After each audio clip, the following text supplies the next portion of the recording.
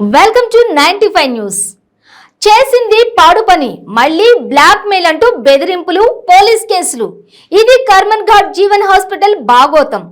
అక్రమాలకు అడ్డాగా మారిందని మహిళా సంఘాలు ఆందోళనతో అక్కడికి వెళ్లిన మీడియాపై దౌర్జన్యానికి దిగుతూ బెదిరింపులకు పాల్పడుతోంది. అక్రమాలను నిజాయితీగా బయటపెట్టిన జర్నలిస్టులపై కేసులు పెట్టేందుకు యత్నిస్తున్న వాయనంపై 95 న్యూస్ స్పెషల్ స్టోరీ. మనతో పాటు ఉన్నారు స్టేట్ ప్రెసిడెంట్ రంజిత్ కుమార్ గారు, మహిళా మండలి ప్రెసిడెంట్ ఉషారాణి గారు మనతో పాటు ఉన్నారు. యాక్చువల్ గా జీవిని ఎక్కడున్నా సరే భూమి మీద ఉండగా చంపితేనే కఠిన శిక్షలు అని మన చట్టాలు అంటే న్యాయం కాదు. నిజంగానే చట్టరికంగా కడుపులో ఉన్నప్పుడు కూడా ఇక్కడ దారుణాలు జరుగుతున్నాయి. కడుపులో ఉన్న శిశువుని చంపడం కూడా చాలా పెద్ద నేరం అని మనం యాక్చువల్ గా 95 న్యూస్ ప్రూఫ్లతో సహా ఈ హాస్పిటల్ కు వచ్చేసింది. ఇక్కడ అబార్షన్లు చేయకూడదు అని ఎన్ని చట్టపరంగా జరుగుతున్నా సరే ఇక్కడ అబార్షన్లు చేస్తున్నారు అని మనం ప్రూఫ్లతో సహా ఇక్కడికి వచ్చేసాము. ఇక్కడ ఉన్న డాక్టర్స్ తో ఒకసారి మాట్లాడి అసలు ఇక్కడ ఏం జరుగుతుంది, ఇలాంటి అన్యాయాలు ఎందుకు జరుగుతున్నాయి, కడుపులో ఉన్న శిశువుని ఎందుకు చంపివేస్తున్నారు, ఇలాంటి ఘోరాలు జరగకుండా ఉండాలంటే మనం ఒకసారి మాట్లాడదాము. ఇక్కడ మనతో పాటు ఉన్నారు, ఆయన అడిగి తెలుసుకుందాము. రంజిత్ కుమార్ గారు ఏమంటారు అసలు మీరు దీని గురించి? అంటే ఒక జీవిని బయట ఉండగా చంపేస్తే భూమి మీద ఉండగా ఎంత పెద్ద శిక్ష, అలాగే కడుపులో ఉండగా చంపినా కూడా అదే శిక్ష వేయాలంటారా? ముందుగా 95 న్యూస్ ఛానల్ వారికి నా యొక్క వందనాలండి. మొదటిగా ఈరోజు మన తెలంగాణ రాష్ట్రము విద్య, వైద్య, ఉపాధి అనే నినాదంతో మన తెలంగాణ రాష్ట్రం ఏర్పడింది. ఎంతో ముందు చూపుతో కేసీఆర్ గారు ఆధ్వర్యంలో మన తెలంగాణ ఏర్పడి విద్యని, వైద్యని, ఉపాధిని మన దేశంలోనే నెంబర్ 1గా చేస్తూ రాష్ట్రం ముందు చూపుతూ ముందుకెళ్తుంది. ఇలాంటి తరుణంలో, ఇలాంటి రాష్ట్రంలో ఇలాంటి దౌర్భాగ్య స్థితి నెలకొంటాము చాలా దురదృష్టకరమైన విషయము. ఈ యొక్క జీవన్ హాస్పిటల్లో జరుగుతున్న అక్రమాలపైన, అవినీతి పైన చర్చిద్దామని చెప్పేసి పత్రికల వార్తల్లో చూసామండి. ఈ వార్తలను చర్చిద్దామని ఈరోజు మేము హాస్పిటల్ విజిట్ చేయడం జరిగింది. విజిట్ చేసిన మొదటి స్టెప్ నుంచి కూడా అక్కడ మేనేజ్మెంట్ వారు సహకారాలు అందించట్లేదు. వాళ్ళు నిర్లక్ష్య ధోరణితో వ్యవహరిస్తున్నారు. మమ్మల్ని ఒక స్టేట్ రిప్రజెంటేటివ్ని ఎట్లా నిర్లక్ష్య ధోరణితో వ్యవహరిస్తున్నారంటే, నార్మల్గా వచ్చిన ఒక పేషెంట్ గ్రామ స్థాయి నుంచి, ఒక మండల స్థాయి నుంచి వచ్చిన యొక్క పేషెంట్స్ని ఎలా ట్రీట్ చేస్తారనే విషయంలో ఎలాంటి సందిగ్ధం నెలకొనలేదు. ఓకే, మీరు ఒక మహిళా ప్రెసిడెంట్ గా ఉషారాణి గారు మీరు చెప్పండి, అసలే ఆడవాళ్ళ మీద రకరకాల అరాచకాలు జరుగుతున్నాయి, అందులో ఇది కూడా ఒకటి యాడ్ అయినట్టే కదా. కడుపులో ఉండగానే శిశువుని చంపేయడం అంటే అది చాలా పెద్ద నేరం కింద వస్తుంది. ఎందుకంటే ఆడవాళ్ళు రూట్ తప్పే ఇది కూడా ఉంది యాక్చువల్ గా. వాళ్ళు అసలు మీరు ఏమంటారు దీని గురించి? వాళ్ళు తప్పుడు దారిలోకి వెళ్లే అవకాశాలు ఎక్కువగా కనబడుతున్నాయి. ఓకే, మనకి ఇంకా ఛాన్స్ ఉంది, ఇలా అబార్షన్ చేయించుకునే అవకాశం ఉంది ఈ హాస్పిటల్లో అని ఆలోచిస్తే యువత పాడైపోయే అవకాశాలు ఎక్కువగా ఉన్నాయి. మీరు ఏమంటారు దాని గురించి? ఇప్పుడు దుర్గా మేడం గారు ఒక గైనకాలజిస్ట్, ఆవిడ ఈ హాస్పిటల్ ఎండి, జీవన హాస్పిటల్ ఎండి, ఇది కర్మన్ ఘాట్ లో ఉంది. కరెక్ట్. ఇక్కడికి అందరూ ఏమనుకుని వస్తారంటే ప్రాణాలు పోసుకుందామని వస్తారు, ప్రాణాలు తీసుకుందామని ఎవరు రారు. ఒక పిల్లలు మనం చదివించుకుంటాకి అమ్మా నాన్నలు ఎంతో కష్టపడి పిల్లల్ని తమ్ముడు గారు అన్నట్టు రాష్ట్రం నుంచి కావచ్చు, జిల్లాల నుంచి కావచ్చు, మారుమూల ప్రాంతాల నుంచి కావచ్చు ఇక్కడికి తీసుకొస్తా ఉన్నారు. వాళ్ళని తీసుకొచ్చిన తరుణంలో ఇట్లాంటివి ఏమన్నా జరిగినప్పుడు పేరెంట్స్కి కంప్లైంట్ చేసి మళ్ళీ ఇట్లాంటి తప్పులు చేయకుండా చూసుకోవాల్సిన బాధ్యత ఒక తల్లిగా ఆవిడకు ఉంది. అట్లా లేకుండా ప్రోత్సహించి ఈవిడ చెప్తున్నారనమాట.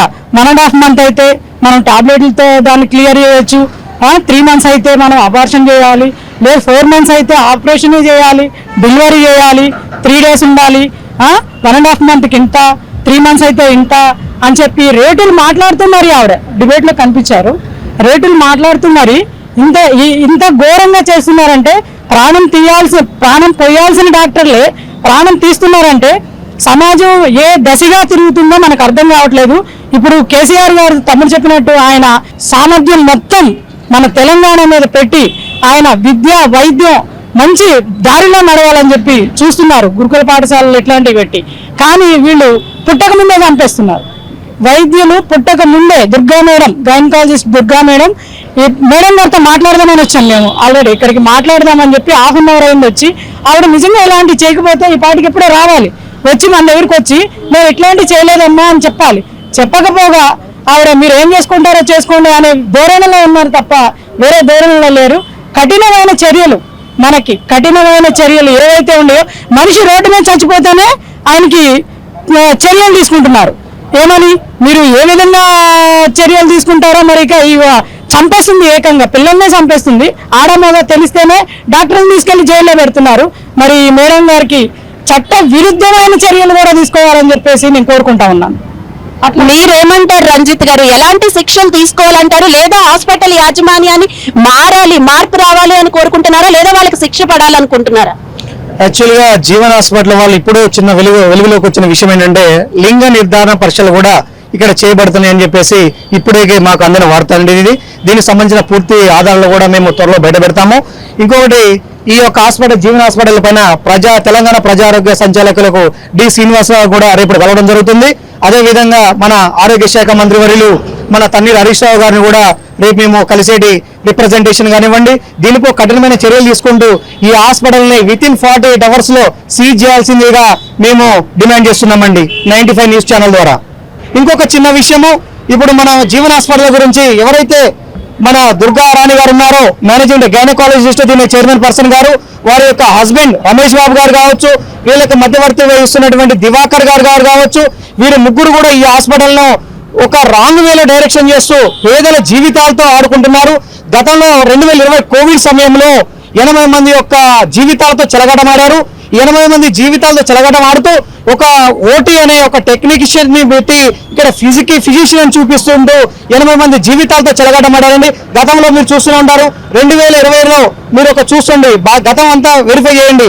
ఈ జీవన్ హాస్పిటల్లో 2020లో 80 మంది చనిపోయారా లేదని చెప్పేసి మేము పకడ్బందీగా ప్రూఫ్లతో నిరూపించగలుగుతాము. అదేవిధంగా ఇక్కడ ఆరోగ్యశ్రీ ఏవైతే ఆరోగ్యశ్రీ అని ఉందో ఇక్కడ పర్మిషన్ తీసుకున్నారో, ఆరోగ్యశ్రీ పర్మిషన్ తీసుకునేది ఒకటి, ఇక్కడ ట్రీట్మెంట్ చేసేది ఒకటి, డిఫరెంట్ గా ట్రీట్మెంట్ చేస్తూ క్లెయిమ్ చేస్తూ ఉన్నారు. మరియు ఈ యొక్క యాజమాన్యానికి సింగపూర్ లో కావచ్చు, మన కర్నూలులో సిమెంట్ ఫ్యాక్టరీలు, ఒక హాస్పిటల్ నడుపుతున్న వ్యక్తులకు ప్రజాసేవ చేద్దామని వచ్చిన వాళ్ళకి సిమెంట్ ఫ్యాక్టరీ ఎలా పెడతారండి? కర్నూలులో సిమెంట్ ఫ్యాక్టరీలు ఉన్నాయి. ఇదే హాస్పిటల్ పైన పెద్దపల్లిలో మీరు చూస్తూ ఉండొచ్చు. పెద్దపల్లిలో ఒక కేసు కూడా ఇప్పటికీ రన్ అవుతుంది. మీరు కావాలంటే పెద్దపల్లి యొక్క కోర్టులో వివరణ తీసుకోవచ్చు. జీవన్ అనే హాస్పిటల్ మీద దుర్గారాయణ మేడం మీద కేసు ఉందా లేదా? కర్నూలులో సిమెంట్ ఫ్యాక్టరీలు, సింగపూర్లో కంపెనీస్ ప్రజల జీవితాలతో చెలగడమాడుతూ వారి యొక్క ఆస్తులు పెంచుకోవడం కొరకు ఇలాంటి యొక్క అసభ్యంగా ఎవరైతే శిశువులు కావచ్చు, పిల్లలకి ప్రెగ్నెన్సీ వచ్చినప్పుడు వాటిని తీసేయడం కావచ్చు, ఇలాంటి యొక్క డిఫరెంట్ ఓరియంటేషన్ లో ట్రీట్మెంట్ రాంగ్ డైరెక్షన్ లో జరుగుతుంది. ఈ అంశం మీద చర్చిద్దామని చెప్పేసి ఈరోజు దుర్గారాణి మేడంతో మేము ఈ రోజు హాస్పిటల్కి విజిట్ చేయడం జరిగింది. ఈ విషయంలోనే మన దుర్గారాణి మేడం గారు ఇప్పటికి కూడా హాస్పిటల్కి చేరుకోలేదు. ఎందుకు వాళ్ళది ఏమి తప్పు లేకపోతే మా దగ్గరకు వచ్చి ఎందుకు సమాధానం చెప్పలేకపోతున్నారని టీవీ 95 న్యూస్ ద్వారా మేము డిమాండ్ చేస్తున్నాము. వస్తున్న వార్తల్ని నిజ రూపాలను తెలుసుకుందామని చెప్పేసి మేము ఈరోజు జీవన్ హాస్పిటల్కి వచ్చాము. ఈ హాస్పిటల్కి వస్తే ఇనిషియల్ స్టేజ్ నుంచి మేము అడుగడుగున కూడా ఎవరు కూడా రెస్పాన్స్ కరెక్ట్ లేదు. ఒక స్టేట్ రిప్రజెంటేటివ్గా మేము ఈరోజు జీవన్ హాస్పిటల్కి వచ్చాము. ఈ విజిట్లో భాగంగా ఎవరైతే అడ్మినిస్ట్రేషన్ ఉన్నారో వాళ్ళని మేము కలవడానికి వస్తే మమ్మల్ని ఒక స్టేట్ రిప్రజెంటేటివ్ని కూడా వెయిట్ చేయమని చెప్తున్నారు, కానీ వాళ్ళు రిసీవ్ చేసుకునే విధానం అనేది లేదు. మా పట్లనే ఇట్లా అసభ్యంగా ప్రవర్తిస్తున్నారంటే పేషెంట్లని ఏ విధంగా ట్రీట్ చేస్తున్నారనేది ఇక్కడ అర్థమవుతుందని మేము తెలియజేస్తున్నాము. ఈ హాస్పిటల్లో జరుగుతున్న అవినీతి కావచ్చు, మిగతా కొన్ని ఆరోపణల మీద ఇన్ఛార్జ్ ఇప్పుడు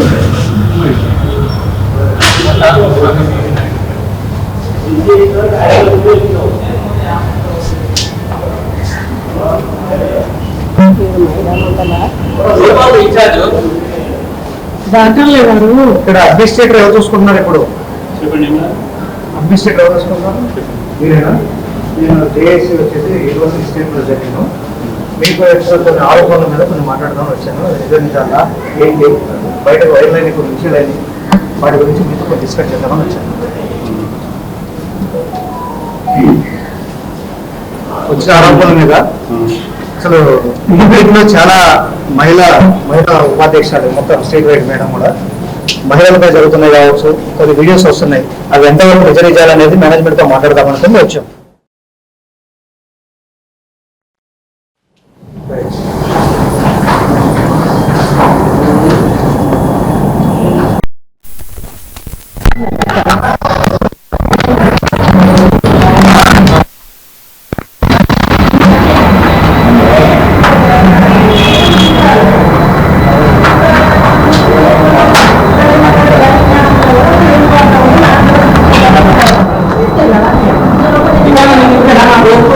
నా పేరు అదే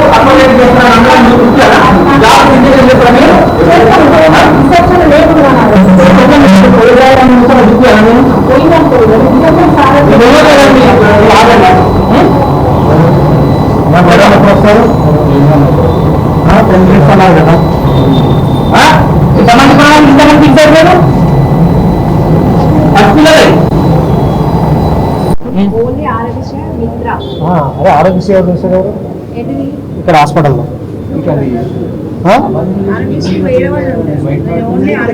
ఆరోగ్యశ్రీలో కూడా మనకి కిడ్నీస్ అని మిగతా అని చెప్పేసి ఆపరేషన్ చేస్తున్నారు. చెప్పే వినండి, ఆపరేషన్స్ అని చెప్పేసి ఇక్కడ జస్ట్ గైనకాలజిస్ట్ ట్రీట్మెంట్ మాత్రమే జరుగుతుంది. కానీ మీరు చేసేది మాత్రం క్లెయిమ్ చేసుకునేది మాత్రము డిఫరెంట్ ఆపరేషన్ సర్జరీస్ అని చెప్పేసి క్లెయిమ్ చేస్తున్నారు. దానికి సంబంధించిన పూర్తి ఎవిడెన్స్ కూడా మేము తీసుకొచ్చాము. ఎవరైతే మీ ఎండి గారు ఉన్నారో ఆ ఎండి గారి ముందు మేము పూర్తి ఎవిడెన్స్ సబ్మిట్ చేస్తాం. డిఫరెంట్ కోర్స్ అనేది మనకు రావు. గవర్నమెంట్ అప్రూవల్ అనేది ఓన్లీ మనకు 3టికి మాత్రమే ఇస్తుంది. ఆ 3టికి మాత్రమే వస్తుంది. వాళ్ళు డిఫరెంట్ కోడ్ పెట్టినా మనకు యాక్సెప్ట్ చేయడానికి సిస్టమ్ లో జనరేట్ కాదు కదా. చెప్పేది వినండి. లేదు నా ఆరోగ్యశ్రీ పేషెంట్స్ గురించి నేను చెప్తాను. గైనిక్ అనేది నా హ్యాండ్ ఓవర్ లో ఉండదు. డిఫరెంట్ కోర్స్ అనేది మనకు ఆరోగ్యశ్రీలో సిస్టమ్ లో జనరేట్ కావు. ఓన్లీ ఏవైతే అవి మాత్రమే వస్తాయి. అది డిఫరెంట్ చేయడానికి మనకు అప్రూవల్ ఎట్లా ఇస్తాడు కదా? అంటే గవర్నమెంట్ 3 ఇచ్చింది అన్నారు కదా మేడం, ఏమేమి ఇచ్చిందో చెప్తానండి. Genetic urinary, nephrology. నేను చెప్పేది వినండి. చూపిస్తారా ప్రూఫ్? సరే చూపియండి, మీరు ప్రూఫ్ చూపియండి. ఎందుకంటే నేను ఉండేది హాస్పిటల్ కి సంబంధించింది కాదు. నేను ఏంటంటే గవర్నమెంట్ నుంచి ఉంటాను కాబట్టి నాకు క్లారిటీగా తెలుసు. అది మీరు మాట్లాడుకోండి. నా ఆరోగ్యశ్రీ పేషెంట్స్ దగ్గర నేను చేసినది మీరు డిఫరెంట్ కోర్స్ అన్నారు చూడండి, నేను అక్కడ యాక్సెప్ట్ చేయను. అది డిఫరెంట్ ఛానల్స్ ఎంత వైరల్ అయిందో మీరు కూడా చూస్తూనే ఉన్నారు. కోవిడ్ టైంలో 2020 ఎంత మంది బలిదానాలకు మలుగున్నారో మీకు తెలుసు. ఈ హాస్పిటల్ గురించి 80 మెంబర్స్ ఓటీ టెక్నీషియన్ పేరు చెప్పేసి ఫిజికల్ ఫిజిషియన్ అని చెప్పేసి ట్రీట్మెంట్ చేయించిన రోజులు కూడా ఉన్నాయి.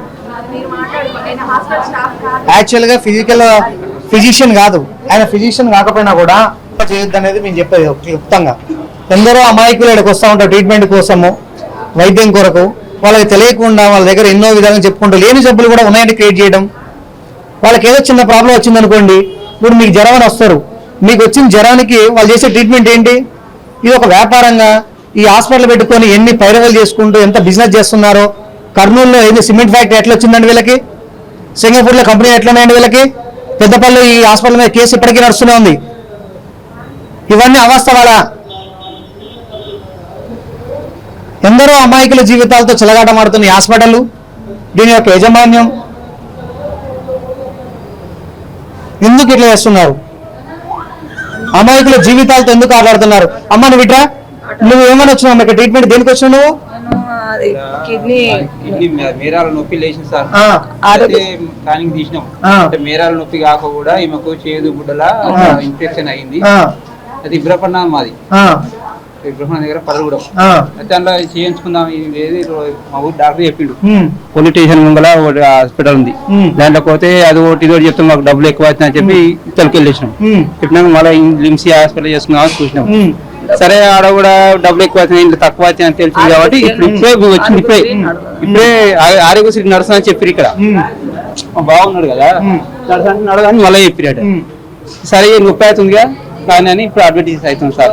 అంటే ఇప్పుడు మీకు ఫస్ట్ ఆరోగ్యశ్రీ అని అనుకుని వచ్చారు, మీ జేబు నుంచి పైసలు పెట్టుకుంటున్నారు. ఇప్పుడు వరకు ఎంత పెట్టారా మీరు? ఇప్పుడే అడ్మిట్ అయ్యారా?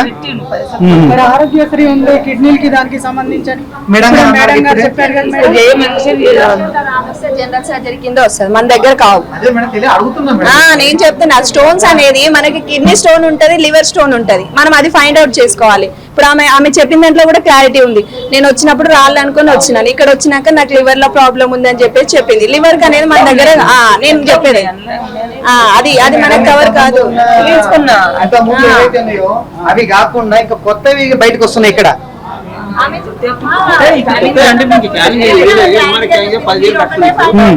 ఎంత స్కానింగ్ ఎంత ఎంఆర్ఐ స్కానింగ్ ఎంత అన్నారు? స్కానింగ్ డబ్బులు ఎంత అన్నారు? 10,000 10,000 అన్నారా? 10,000 ఎక్కడ రాసి పెట్టి ఉందండి ఎంఆర్ఎస్ కానీ 10,000 తీసుకోవాలని? అడ్వాన్స్ కట్టమన్నారా? ఇలాంటి అమాయకులు ఎంతో మంది కూడా ఎన్నో ఇబ్బందులు పడుకుంటూ అమాయకులైన ప్రజలు హాస్పిటల్కి వచ్చి ఈ యొక్క ఈజీ మనీకి అని చెప్పేసి ఇలాంటి హాస్పిటల్ వాళ్ళు, ఇది సింగపూర్ లో కావచ్చు, మన పెద్దపల్లి కావచ్చు, కరీంనగర్ కావచ్చు, డిఫరెంట్ సెక్టార్లలో వీళ్ళు కంపెనీస్ పెట్టుకుంటూ జీవితాలతో చెలగాటమాడుతున్నారు. ఇలాంటి యాజమాన్యం పైన ప్రభుత్వం కఠినంగా శిక్షించాలని చెప్పేసి మా తరఫున ఎవరైతే స్టేట్ రిప్రజెంటేటివ్ వచ్చినామో మన ఆర్గనైజేషన్ నుంచి మహిళా అధ్యక్షురాలు గారు కావచ్చు, నేను కావచ్చు, డిఫరెంట్ సెక్టర్ నుంచి వచ్చిన వాళ్ళు డిమాండ్ చేస్తున్నాము. ఎవరైతే ఇప్పుడు మన ఆర్గనైజింగ్ సెక్రటరీ కావచ్చు, ప్రిన్సిపల్ అథారిటీ కావచ్చు దీనికి హాస్పిటల్ ఉన్నారో ఇమీడియట్లీ వచ్చి దీనిపైన వివరణ ఇవ్వాలని కోరుకుంటున్నాం. మీకైతే కొంత పేషెంట్ తెలియదు, మనం ఏంటంటే మన ప్రాణం కాపాడుకుందాం అని చెప్పేసి మనం వస్తా ఉంటాం. ఏమంటాం, ప్రాణం అనేది ఎవరికైనా కాపాడుకోవాలి, ఎంత ఖర్చైనా పర్లేదు, కానీ మన ప్రాణాలు కావాలనే మైండ్ సెట్ తో ఉంటారు ఎవరైనా. కానీ అప్పు చేసి మరి భూమి తాకట్టు పెట్టి మరి వచ్చి డబ్బులు తీసుకొచ్చి హాస్పిటల్లో గుమ్మరిస్తూ ఉంటారు. కానీ ఇక్కడ జరిగేది ఏంటి, మనకి జరిగింది ఒకటి, జరగబోయేది ఒకటి, ఇక్కడ జరిగేది కూడా. వీటన్నిటిపైన ఇప్పుడు ఎవరైతే ఉన్నారో అథారిటీ ఉన్నారో వాళ్ళతో మాట్లాడడానికి వచ్చాము. దీనిపైన ఈ హాస్పిటల్ గురించి డిఫరెంట్ 2020లో 80 మంది చనిపోయారు ఈ హాస్పిటల్లో.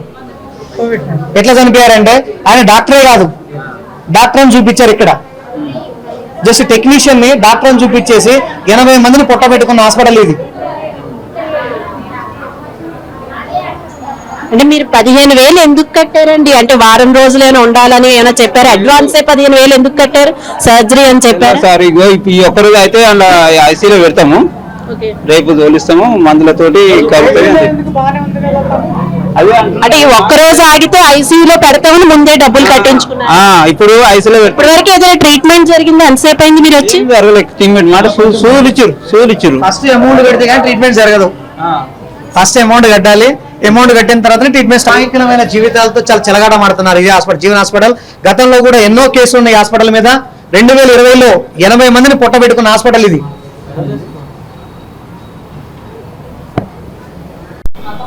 నిన్న 95 డిబేట్లో చూశానండి. చూసినప్పుడు మేడం గారు మామూలుగా వీక్స్ని బట్టి అబార్షన్ చేస్తాం మేము అని చెప్పి చెప్తా ఉన్నారనమాట.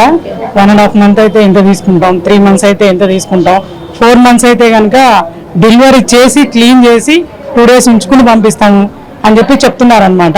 ఇప్పుడు మనం ఆడమగా అని చెప్తేనే కేసులు ఉంది, ఇప్పుడు కేసులు అవుతున్నాయి. ఏది ఆడ మగ అని మనం చెప్పకూడదు, బయటికి చెప్పకూడదు అనే కోణం తెలిసి కూడా వీళ్ళు ప్రాణాలు తీయడానికి తెగించారంటే అది మనం ఊహించలేని విధంగా ఉంది. అసలు ఈ మన రాష్ట్రం ఏ దిశగా పోతుంది, మన దేశం ఏ దశగా పోతుంది నాకు అర్థం కావట్లేదు. అదిగాక ఒక మహిళ అని కూడా ఆలోచించకుండా ఇంత కఠినంగా ఆమె ప్రాణాలు తీయడానికి, ఎందుకంటే ప్రాణాలు పోసుకోవడానికి వస్తారు హాస్పిటల్ అంటే. చనిపోవడానికి ఎవరు రారు కదా, చనిపోతామని తెలిసి కూడా ఇంకా బతుకుతామేమోనని చెప్పి తమ్ముడు గారు చెప్పినట్టు అక్కడ పొలాలు తాకట్టు పెట్టుకుని, ఉన్న బంగారం తాకట్టు పెట్టుకుని, కాళ్ళ చేతిలో పట్టుకుని ప్రాణాలు పోసుకోవడానికి మనం హాస్పిటల్స్కి వస్తాం. ప్రాణాలు ఈ రకంగా తీసేస్తున్నారంటే దీని గురించి చట్టరీత్యా చాలా వివరణగా ఏముందో తెలుసుకుని వీళ్ళకి ఉన్నదానికంటే ఇంకా కొంచెం కఠినంగా శిక్షలు విధిస్తే కానీ ఇది ఒక కొలిక్కి రాదని చెప్పేసి నేను అనుకుంటున్నాను. అదేవిధంగా ఇక్కడికి వచ్చిన యాజమాన్యానికి వాళ్ళకి అందరికీ కూడా మీడియా మిత్రులకి చెప్పేది ఒకటే, నేను ఇట్లాంటి ఎక్కడ జరిగినా సరే మీడియా మిత్రులు ముందు అలర్ట్గా ఉండి ఇట్లాంటివన్నీ వెలుగులోకి తీసుకొచ్చి ఇట్లాంటి ఇంకోసారి జరగకుండా చూసుకోవాల్సిన బాధ్యత కూడా మీ మీదే ఉంది. ఇది కూడా మీకే చెప్తున్నాను. ఇంకొక విషయం ఏంటంటే, ఇంత ఇప్పుడు జీవన్ హాస్పిటల్లో దుర్గా మేడం గారు ఇంత ఘోరంగా చంపాపేటలో ఉన్న జీవన హాస్పిటల్లో ఈ ఘోరమైన పనులు జరుగుతున్నాయి అంటే అందరూ మేడం గారు కదా, ఒక తల్లి లాంటిదాను, ఒక కూతురు లాంటిదాను ముసలి వాళ్ళు వస్తారు ఆవిడ దగ్గరికి, ఆవిడ ప్రాణాలు తీసేస్తున్నారంటే ఇంకా మనం ఏ విధంగా నడుస్తున్నాం అనేది అర్థం కాని విషయము. చట్టరీత్యా ఏమున్నా సరే చర్యలు కఠినంగా తీసుకోవాలని చెప్పేసి నేను కోరుకుంటున్నాను. పుట్టే రాడనా మొదల పైసలు తీసుకొని ఆడపిల్ల అయితే కట్ చేసి రాంపేషుడు, 3 నెలలు అయితే లోపల క్లీన్ చేయొచ్చు, 4 నెలలు దాటితే బయటికి చేసి క్లీన్ చేయాలి. వాళ్ళు ఏమనుకుంటున్నారా మీరు? వస్తున్నారు కదా 10 minutes. ఆయన వచ్చి నా జాబ్ పోతుందన్నా నన్ను ఎందుకు ఎక్కిస్తున్నాను అంటే ఆయన ఇతిహాసం అవసరం మాకు సుత్తమా మనకి? ఇక ఆ అబ్బాయి మనకి డీల్ చేసి బ్రోకరేజం చేసిండు ఆ అబ్బాయి. మేము చేపిస్తాను నా దోస్తాను చెప్పు, తక్కువ రేటు చేస్తాను, ఈడ చేయకపోతే నువ్వు వేరే దగ్గర చేపిస్తానని చెప్పింది ఆయన. మార్కెట్ కాలే కదా స్టాఫే కాదు మనకి సంబంధం ఉంది ఎందుకున్నారా మా పేషెంట్ కౌంటర్ లో కూర్చున్న వీడియో కూడా ఉంది కౌంటర్ లో కూర్చున్న వీడియో కూడా ఉంది నువ్వు స్టాఫ్ కావాలంటే కౌంటర్ లో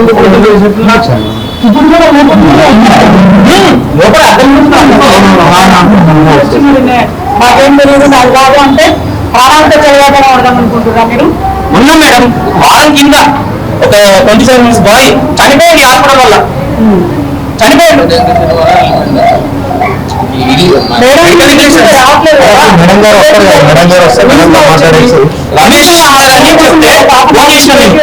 సార్ మేము ఏదైతే ఇష్యూ అయింది అంటే ఇష్యూ గురించి రెడీ వేరేనా చేస్తారు పబ్లిష్ ఏం తీసుకుంటాం చేస్తారు ఇప్పుడు వేసే ముందు మనం క్లారిఫికేషన్ తీసుకుంటాం సార్ ఇప్పుడు మరి ఏంటి మీరు మీ వాయిస్ ఏం కావాలంటే ఏమన్నా కానీ నువ్వు వేసుకోకో వీడియో మంచిగా చూసుకున్నా కనిపిస్తుంది చూసారు కదా డాక్టర్ ఫిజిషియన్ అమ్మాయి 13 months అయితే 14 months 14 weeks అయితే ఎంత 13 weeks అయితే ఎంత 1.5 month అయితే ఎంత 1.5 month అయితే డెలివరీతో సరిపోతుంది లేకుంటే క్లీన్ చేయాల్సి వస్తుంది 4 నెలలు అయితే అబార్షన్ చేయాల్సి వస్తుంది 2 days ఉంచుకోవాల్సి వస్తుంది 4 నెలలు దాటితే 14 weeks దాటిన తర్వాత 14 weeks అయితే ఫస్ట్ ఆపరేషన్ డెలివరీ చేసి దాని తర్వాత క్లీన్ చేయాలి క్లీన్ చేయాలన్నా మంత్రులు చూసాం కదా వీడియో అన్ని పిల్లల ప్రాణాలని మాట్లాడితే డాక్టర్ ఈ రూల్ ఉంటుంది 14 months 14 weeks 15 weeks అయితే వాళ్ళ హస్బెండ్ వైఫ్ ఉండాలి హస్బెండ్ వైఫ్ ఉంటే వాళ్ళ ఇద్దరి మధ్యలో హస్బెండ్ వైఫ్ కాదు తల్లిదండ్రులు కూడా రావాలి ఇక్కడ నుంచి ఇట్లాంటివి జరుగుతున్నాయి కాబట్టి ఎవరైతే పేరెంట్స్ ఉన్నారో వాళ్ళు కూడా వస్తే బాగుంటది ఎందుకంటే ఎవరిని తీసుకొచ్చి నువ్వంటే అక్కడ అబార్షన్ చేస్తే నీ కూడా బాధిస్తుంది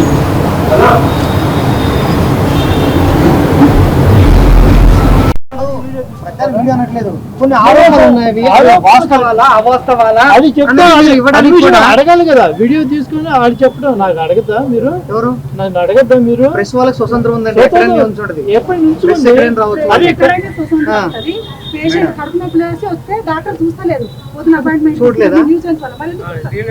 మీరు ఎప్పుడు వచ్చారండి మీరు ఎప్పుడు వచ్చారు మేడం హాస్పిటల్ మేనేజ్మెంట్ గారు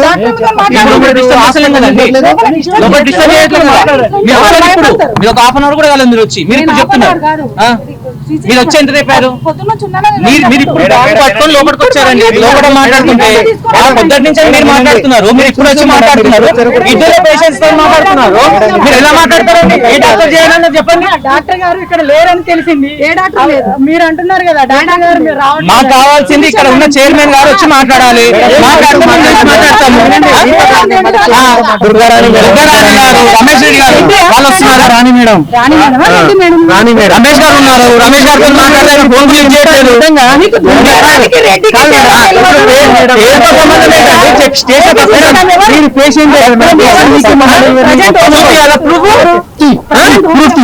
అబార్షన్స్ ఎట్లా చేస్తారు సార్ ఎవరు చేశారు అబార్షన్ చేస్తున్నారు నువ్వు చెప్తే చూపించు ఇక్కడ అబార్షన్ చేస్తే నువ్వు చూపించు మీ హాస్పిటల్ డాక్టర్ 100% తెలియదు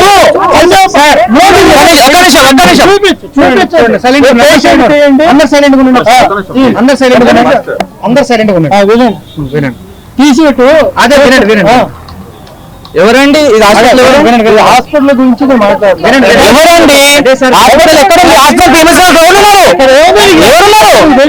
హాస్పిటల్లో చేశారా లేదా చెప్పండి ఎవరైనా వినండి ఎవరైనా నువ్వు చేసిన మేడం మేడం ఒక్క నిమిషం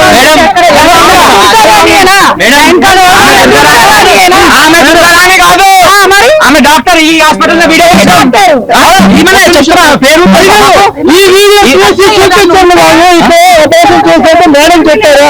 తీసి చూపించండి నాకు. చూపిస్తా. ఒక్క నిమిషం ఉండండి. అంటే మీరు మీ దాడి చేస్తా అనుకుని అడిగి ఉన్నారా ఇప్పుడు?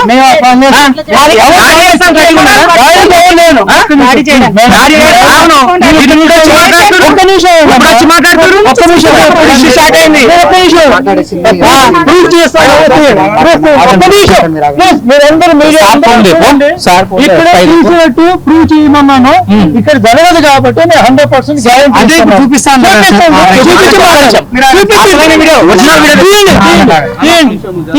తీసి చూపించండి. ఆ వీడియో చూపిస్తే అయిపోతుంది కదా. తెప్పించేదాన్ని వెయిట్ చేస్తాను.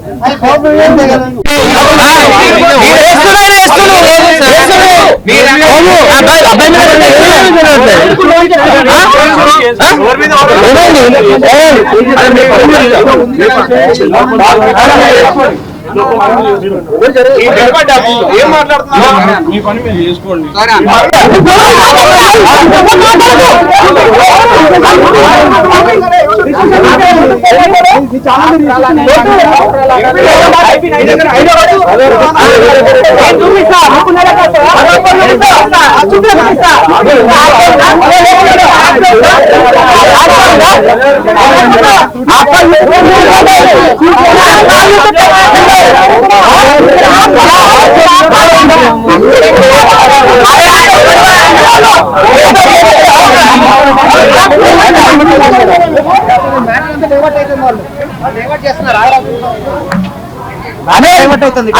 వాళ్ళు ఎట్లా డైరెక్ట్ గా చేస్తామని చెప్పారు. అందులో ప్రూఫ్ తీయండి. మా మేడం ఒక్క నిమిషం వినండి. మండే తీసుకురండి. పేషెంట్ చూస్తా ఉన్నారు. ఇక్కడ చేస్తా అన్నారు. అది ప్రూఫ్ తీయమన్నారు. తీసి చూపించండి. గంట సేపటి నుంచి వెయిట్ చేస్తాం.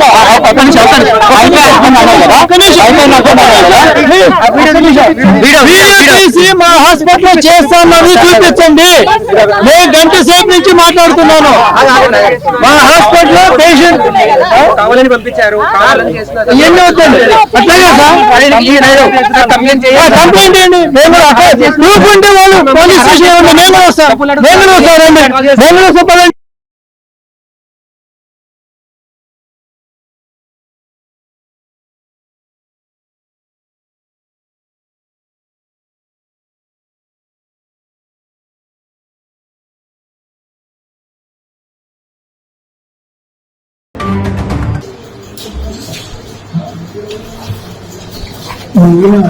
Girl friend pregnancy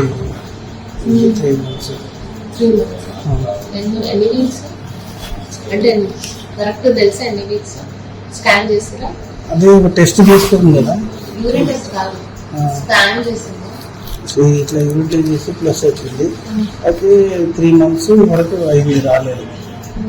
so scan చేయాలి. స్కాన్ చేసి 3 months అంటే ఏమంటే క్లీన్ చేయాల్సి వస్తుంది. టాబ్లెట్స్ పోదు, క్లీన్ చేసుకోవాల్సి వస్తుంది. టాబ్లెట్ తీసుకోవాలి.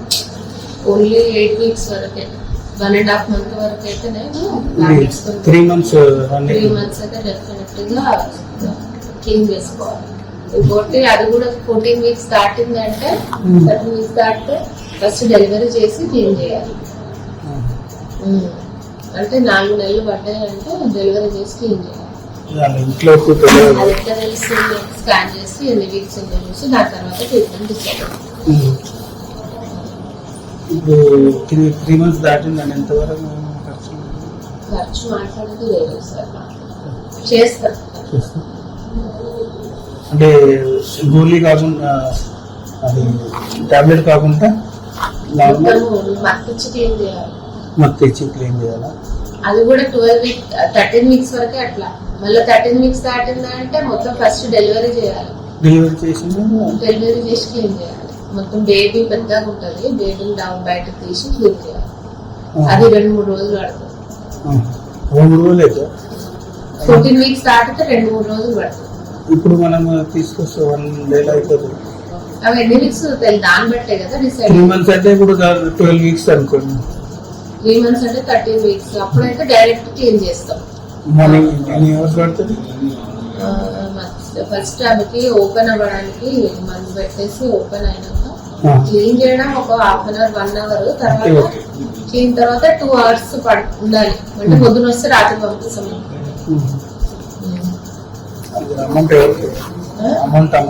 అమౌంట్ మాట్లాడే వేరే అవి ఉంటే మండే తీసుకోరండి, రేపు సండే మండే తీసుకురావాలా?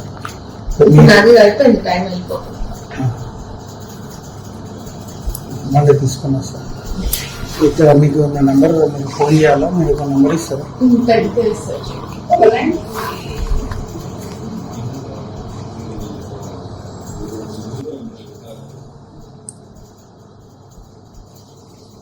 99 638 328 66.